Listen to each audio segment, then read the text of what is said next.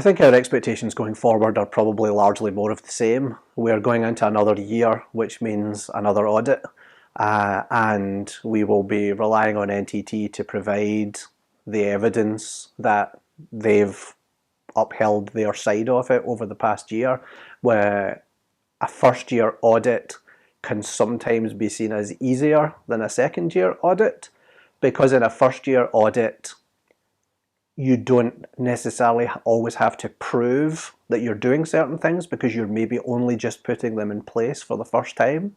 So in a first year audit, if you're asked whether or not you have certain policies or procedures in place, then you have to provide the appropriate documentation to show that you do have that in place.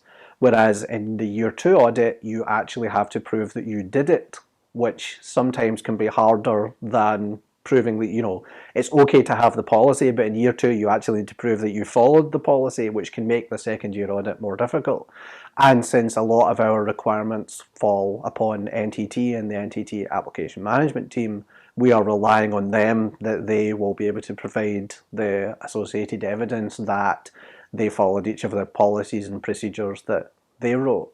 And we have, just as we have had for the past 15 years, just have an ongoing good working relationship with NTT. So I'm hoping that that will continue. NTT Communications.